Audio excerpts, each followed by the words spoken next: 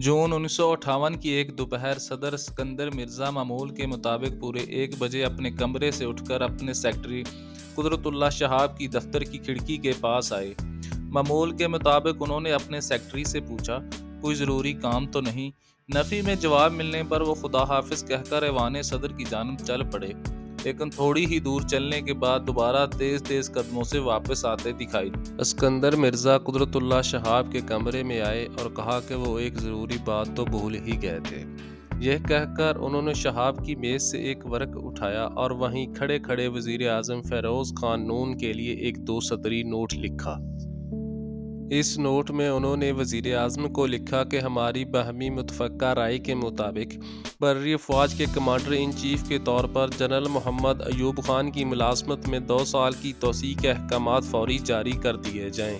सदर सिकंदर मिर्ज़ा ने इस पर मोस्ट इमीडिएट का लेबल अपने हाथ से लगाया और सेक्रेटरी कुदरतुल्लाह शहाब को हुक्म दिया कि ये नोट सेक्रेटरी खुद जाकर अमले के बजाय वज़ीर आज़म को बराह रास्त पहुँचाएँ। कुदरतुल्लाह शहाब अपनी खुद नवेश्त शहाबनामा में लिखते हैं, ये मुख्तसर सा परवाना बड़ी उजलत में और इस कदर लापरवाही के आलम में लिखा गया था कि सदर सिकंदर मिर्ज़ा के होंठों में लटके हुए सिगरेट की राख भी इस पर 2 बार गिर चुकी थी, लेकिन कागज़ के इस छोटे से पुर्जे ने हमारी मुल्क की तारीख का रुख मोड़ दिया।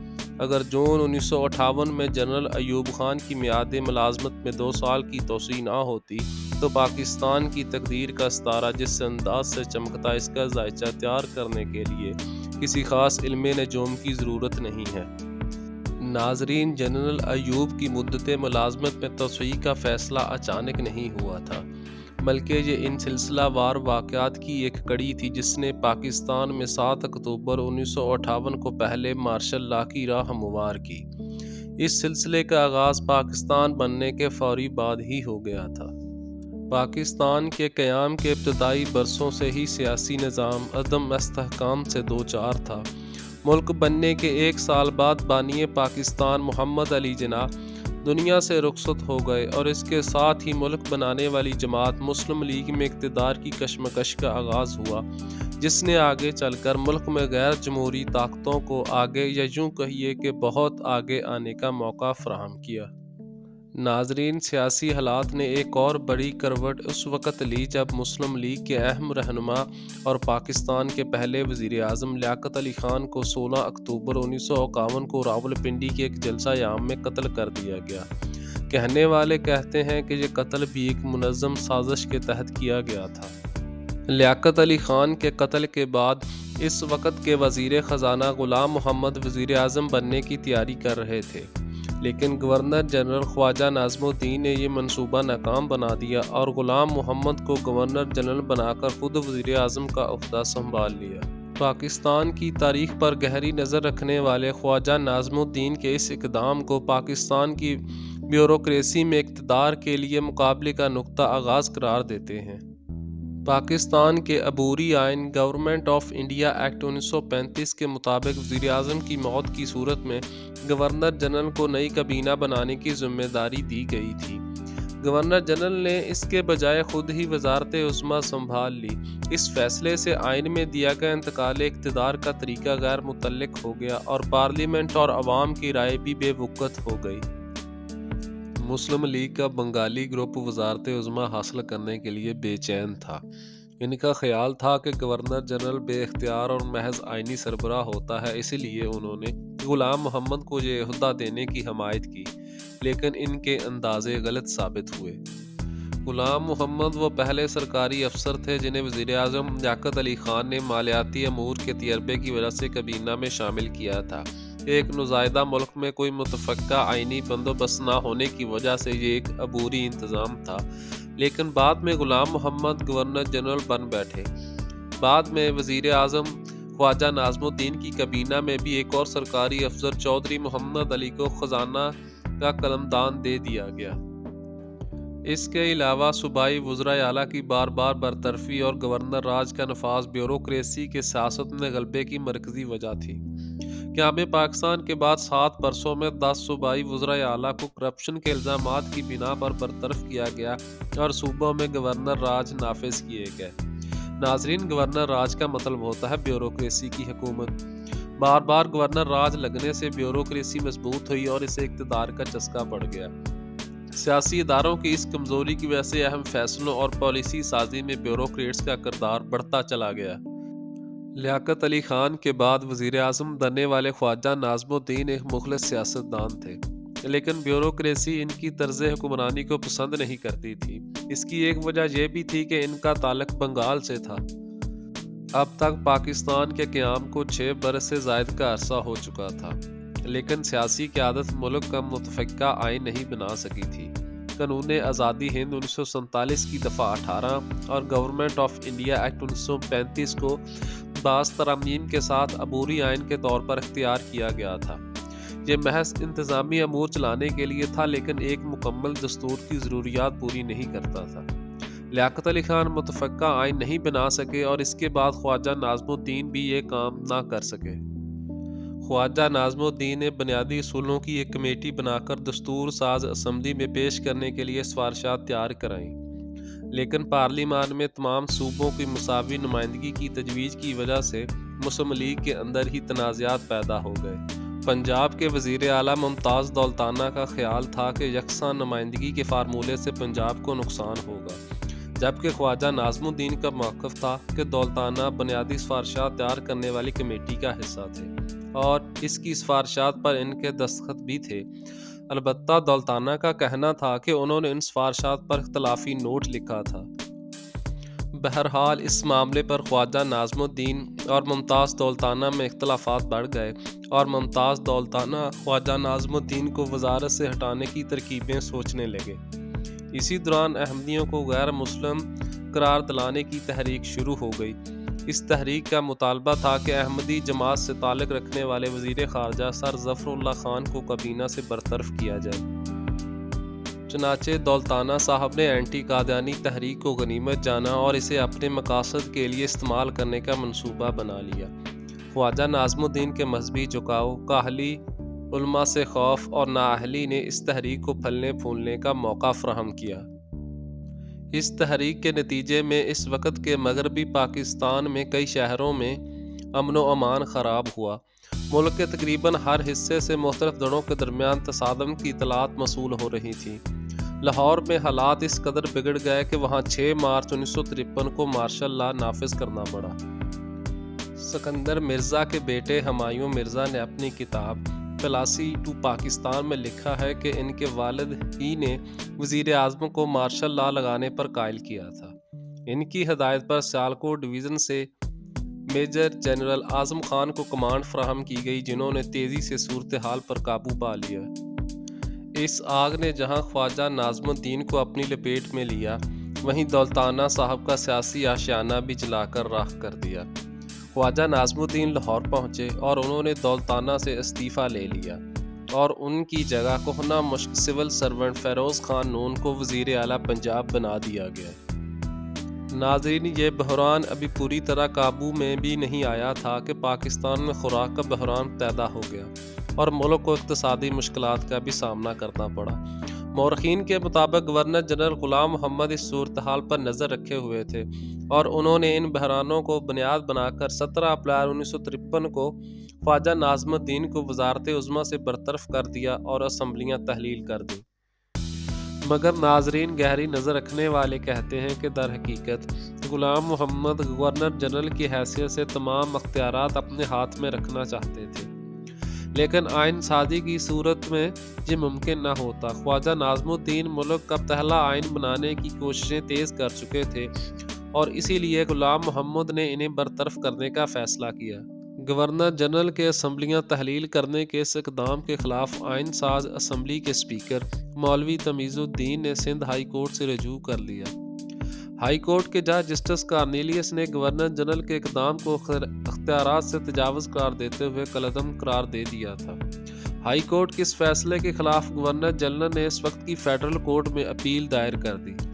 ناظرین، اس کیس میں اس وقت کے چیف جسٹس محمد منیر نے وہ تاریخی فیصلہ صادر کیا جو پاکستان کی عدلیہ کی تاریخ پر آج بھی ایک نشان ہے۔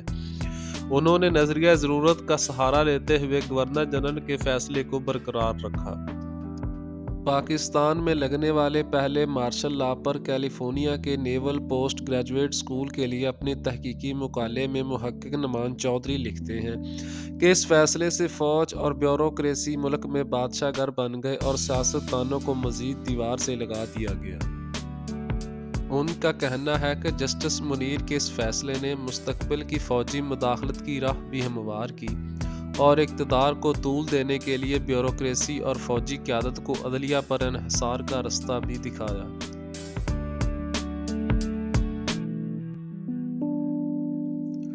گورنر جنرل غلام محمد آئین سازی کے متعلق ہر قسم کا اختیار اپنے پاس رکھنا چاہتے تھے، اس لیے ان کا ارادہ تھا کہ وہ آئین ساز اسمبلی کی جگہ اپنی مرضی کے کچھ لوگوں کو نامزد کر کے ایک آئینی کنونشن تشکیل دے دیں اور اسی سے آئین بنوا لیں۔ غلام محمد کو عدالتی فیصلے سے یہ اختیار حاصل نہیں ہو سکا تھا اور عدالتی فیصلے میں انہیں یہ تجویز دی گئی تھی کہ وہ برطرف اسمبلیوں کی جگہ نئی اسمبلیوں کا انتخاب منعقد کرائیں۔ عدالتی فیصلہ آنے کے بعد گورنر جنرل غلام محمد نے قومی اسمبلی تحلیل کر دی، لیکن اکتوبر 1954 کو ایک اور بیوروکریٹ محمد علی بوگرا کو وزیر اعظم بنا دیا گیا اور ساتھ ہی اس وقت کے army chief general Ayub Khan کو بھی وزارت دفاع کا عہدہ دے کر کابینہ میں شامل کر لیا گیا، اور یوں وہ کھیل شروع ہوا جس میں بیوروکریٹ اور فوج مل کر وزیر اعظم تبدیل کرتے رہے اور سیاستدان عوام کی نظر میں مزید بے اعتبار ہوتے چلے گئے۔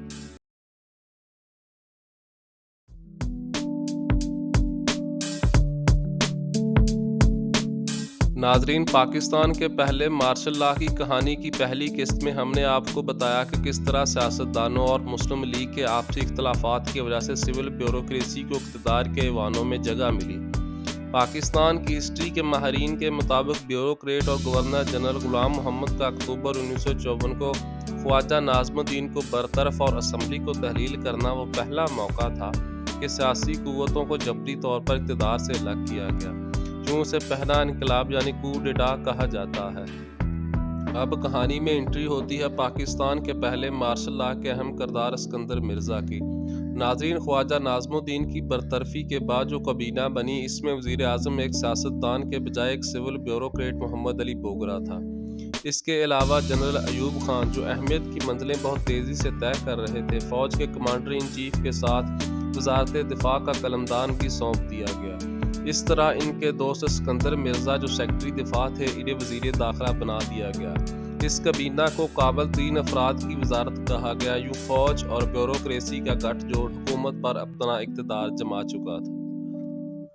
گورنر جنرل غلام محمد کی صحت تیزی سے خراب ہو رہی تھی۔ وہ علاج کے لیے بیرون ملک چلے گئے اور اس دوران ایک اور سینئر بیوروکریٹ اور وزیر داخلہ اسکندر مرزا قائم مقام گورنر جنرل بن گئے۔ غلام محمد جب ملک واپس آئے تو ان کی دماغی حالت پیچیدہ ہو چکی تھی۔ اسکندر مرزا اور ایوب خان نے انہیں عہدے سے سبکدوش کرانے کے لیے رابطے شروع کر دیے۔ بالا آخر یہ کوشش کامیاب ہوئی اور اگست 1955 میں اسکندر مرزا نے گورنر جنرل کا عہدہ سنبھال لیا اور وزیر اعظم محمد علی بوگرا سے استعفیٰ لے لیا۔ ناظرین، اسکندر مرزا کا تعلق نوابین بنگال کے خاندان سے تھا۔ ایسٹ انڈیا کمپنی نے بنگال کے نواب سراج الدولہ کو 1757 میں شکست دی تھی۔ اس جنگ میں سراج الدولہ کے فوجی جنرل سید میر جعفر علی خان نے ایسٹ انڈیا کمپنی کا ساتھ دیا تھا۔ اسی خدمت کے صلے میں میر جعفر علی خان کو بنگال کا نواب بنا دیا گیا تھا اور انہی کا خاندان بعد میں نوابین بنگال کہلایا۔ اسکندر مرزا کا تعلق اسی نوابین بنگال کے خاندان سے تھا۔ ناظرین، ان کے تعارف میں سب سے پہلے جو بات کہی جاتی ہے وہ یہ ہے کہ اسکندر مرزا میر جعفر کے پڑپوتے ہیں۔ وہی میر جعفر جنہوں نے 1757 میں پلاسی کے میدان میں بنگال کے حکمران سراج الدولہ کی انگریزوں کی ہاتھوں شکست میں کلیدی کردار ادا کیا تھا اور جن کے بارے میں علامہ اقبال نے لکھا ہے: جعفر از بنگال و صادق از دکن، ننگے آدم ننگے دین ننگے وطن۔ جبکہ اسکندر مرزا کے صاحبزادے ہمایوں مرزا نے اپنی کتاب فرام پلاسی ٹو پاکستان میں حیرت انگیز طور پر کچھ اور ہی کہانی بیان کی ہے۔ صاحب کتاب نے سراج الدولہ کو بدمزاج اور بے رحم ٹھہراتے ہوئے لارڈ کلائیو کے ہاتھوں شکست کا ذمہ دار خود انہی کو قرار دیا، تو دوسری طرف یہ عجیب و غریب مماثلت ڈھونڈی ہے کہ جن لوگوں نے سراج الدولہ کو تخت پر بٹھایا تھا، انہی کے ساتھ نوجوان حکمران نے بے وفائی کی۔ وہ آگے چل کر لکھتے ہیں کہ اس جنگ کے تقریباً ٹھیک 200 سال بعد بنگال کی تاریخ کراچی میں دہرائی گئی، اور میر جعفر کے بڑپوتے اسکندر مرزا نے جس ایوب خان کو پروان چڑھایا تھا، اسی نے اپنے محسن کے سر سے تاج صدارت نوچ لیا۔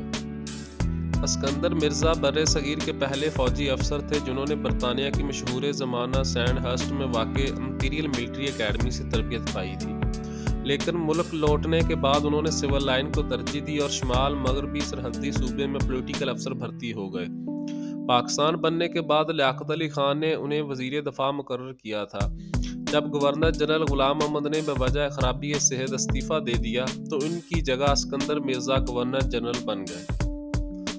بہرحال غلام محمد کے گورنر جنرل کے عہدے سے سبکدوش ہونے کے بعد 1955 کے الیکشن ہوئے، جس کے نتیجے میں چودھری محمد علی پاکستان کے چوتھے وزیر اعظم بنے۔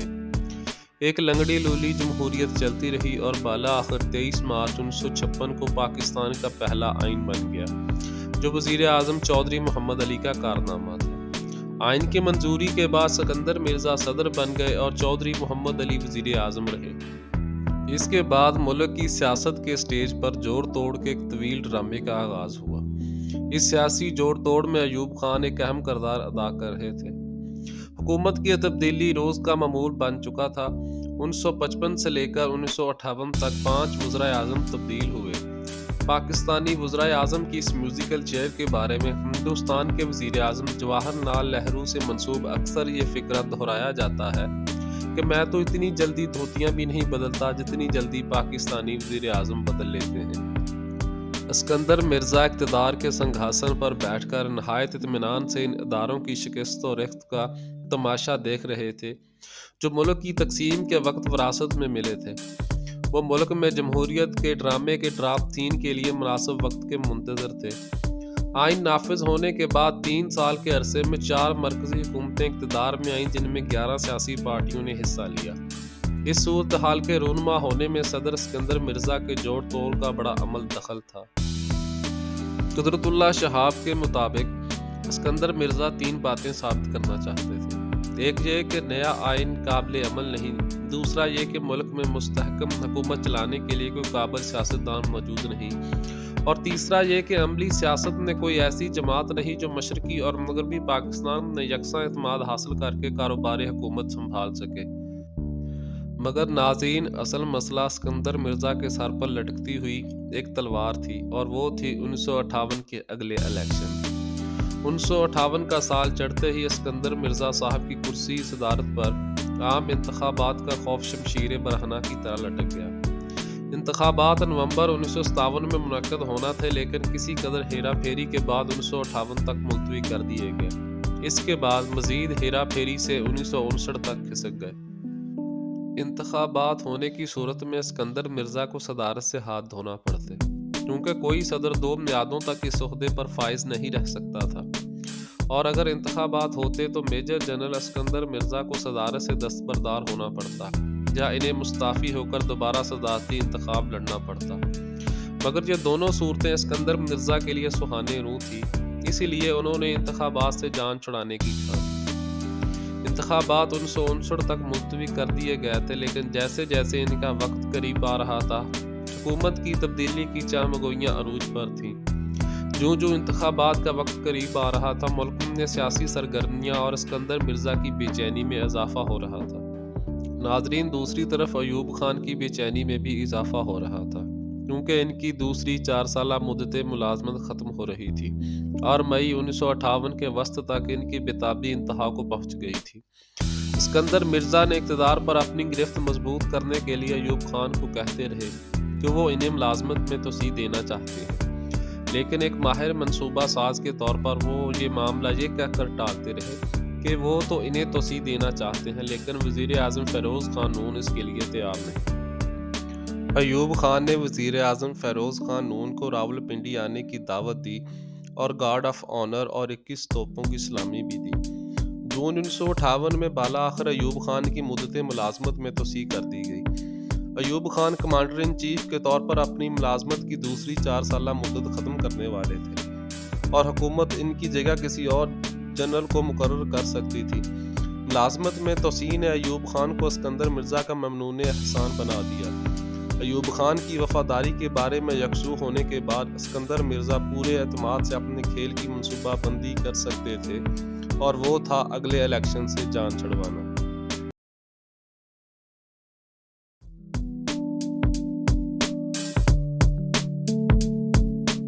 ناظرین، پاکستان کے پہلے مارشل لاء کی کہانی کی دوسری قسط میں ہم نے آپ کو بتایا کہ کیسے اسکندر مرزا اقتدار میں آئے اور اب وہ اپنا اقتدار بچانے کے لیے الیکشن سے جان چھڑوانا چاہتے تھے۔ ناظرین، اگر آپ نے ابھی تک اس سلسلے کی پہلی اور دوسری قسط نہیں دیکھی تو ڈسکرپشن میں دونوں ایک ساتھ کا لنک موجود ہے، آپ دیکھ سکتے ہیں۔ ناظرین، قدرت اللہ شہاب نے اپنی آپ بیتی شہاب نامہ میں لکھتے ہیں کہ 22 ستمبر 1958 کو صدر پاکستان اسکندر مرزا نے انہیں بلایا۔ ان کے ہاتھ میں پاکستان کے آئین کی ایک جلد تھی۔ انہوں نے اس کتاب کی طرف اشارہ کر کے کہا، تم نے اس ٹریش یعنی کوڑے کو پڑھا ہے؟ جس آئین کے تحت حلف اٹھا کر وہ کرسی صدارت پر براجمان تھے، اس کے متعلق ان کی زبان سے ٹریش کا لفظ سن کر میرا منہ کھلے کا کھلا رہ گیا۔ 23 مارچ 1956 کو منظور ہونے والے جس آئین کو مرزا صاحب نے کوڑا قرار دیا تھا، وہ آئین پاکستان کی دستور ساز اسمبلی نے انہی کی ولولہ انگیز قیادت میں تیار کیا تھا۔ اس آئین کے تحت پاکستان برطانیہ عظمیٰ کی ڈومینین سے نکل کر ایک خود مختار ملک کی حیثیت سے ابھرا تھا، اور اسی آئین نے پاکستان کو اسلامی جمہوریہ قرار دیا تھا۔ لیکن ایک اڑچن یہ تھی کہ اس آئین کے تحت صدر کا عہدہ وزیر اعظم سے برتر قرار دیا گیا تھا، اور اس میں 58(2)(b) قسم کی کچھ ایسی شک ڈالی گئی تھی کہ صدر وزیر اعظم کو کسی بھی وقت نکال باہر کر سکتے تھے۔ اسکندر مرزا نے شک کی اس شمشیر برہنہ کا بے دریغ استعمال کیا۔ 1955 سے لے کر 1958 تک 5 وزرائے اعظم تبدیل ہوئے، جن میں محمد علی بوگرا، چودھری محمد علی، حسین شہید سہروردی، آئی چندریگر اور فیروز خان نون شامل ہیں۔ ناظرین، اسکندر مرزا کی سیاستدانوں اور آئین سے نفرت کی وجہ تھی 1959 کے الیکشن، جس کی صورت میں قوی امکان تھا کہ وہ صدر نہیں رہیں گے۔ بڑھتی ہوئی سیاسی ہنگامہ انگیزی کو جواز بنا کر بالآخر 7 اکتوبر 1958 کو صدر اسکندر مرزا نے 1956 کے اسی آئین کو معطل کر دیا جس کے تحفظ کا حلف انہوں نے اٹھایا تھا۔ ملک بھر میں مارشل لاء کے نفاذ کا اعلان کر دیا گیا، اور اسکندر مرزا نے ایوب خان کو چیف مارشل لاء ایڈمنسٹریٹر مقرر کر دیا۔ اس بارے میں ایوب خان اپنی کتاب فرینڈز ناٹ ماسٹرز میں لکھتے ہیں، میں 5 اکتوبر کو کراچی پہنچا اور سیدھا جنرل اسکندر مرزا سے ملنے گیا۔ وہ لان میں بیٹھے ہوئے تھے، تلخ، متفکر اور مایوس۔ میں نے پوچھا، کیا آپ نے اچھی طرح سوچ بچار کر لیا ہے سر؟ ہاں، اسکندر مرزا نے جواب دیا۔ کیا اس کے سوا کوئی اور چارہ نہیں؟ اسکندر مرزا نے جواب دیا، نہیں، اس کے سوا کوئی اور چارہ نہیں۔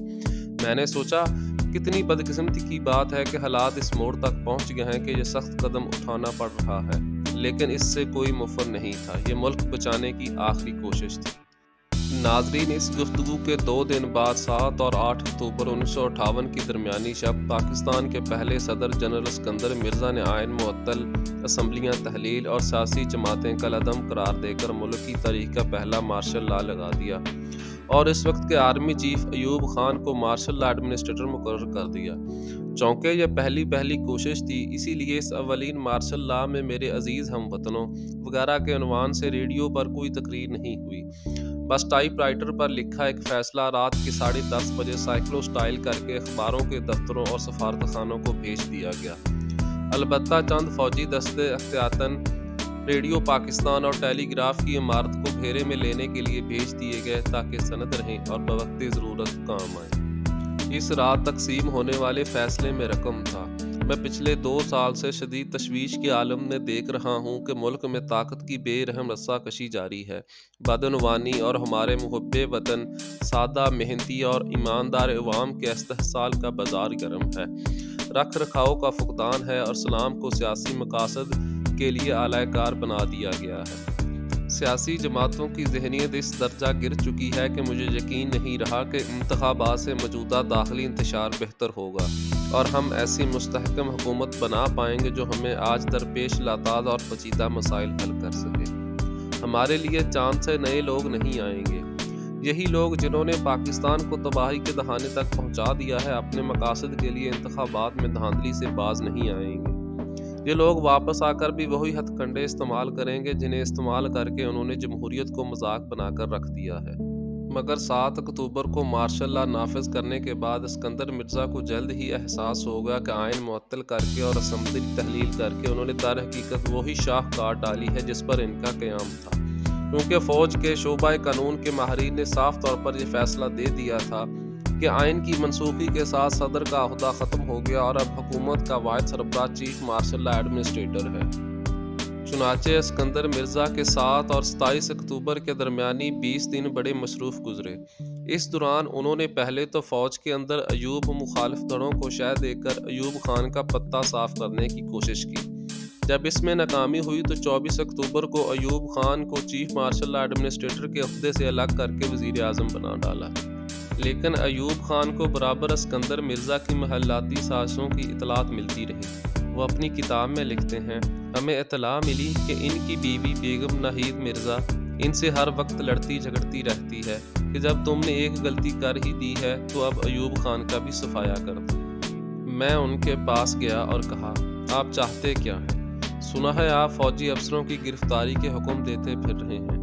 انہوں نے تردید کی، آپ کو غلط خبر ملی ہے۔ میں نے کہا، دیکھیے یہ عیاری اور چال بازی ختم کیجیے، ہوشیار رہیے، آپ آگ سے کھیل رہے ہیں، ہم سب آپ کی وفاداری کا دھم بھرتے ہیں، پھر آپ ایسی شرارتیں کیوں کر رہے ہیں؟ ایوب خان نے بھی بھانپ لیا کہ اگر آئین نہیں تو پھر صدر کا عہدہ کیسا، آئینی شاخ نہیں تو پھر صدارتی آشیانہ کیسا۔ 27 اکتوبر کی رات جنرل برکی، جنرل اعظم اور جنرل خالد شیخ اسکندر مرزا کے گھر پہنچ گئے۔ ملازموں نے بہت کہا کہ صاحب اس وقت آرام کر رہے ہیں، لیکن جرنیل اتنی آسانی سے کہاں ٹلتے ہیں۔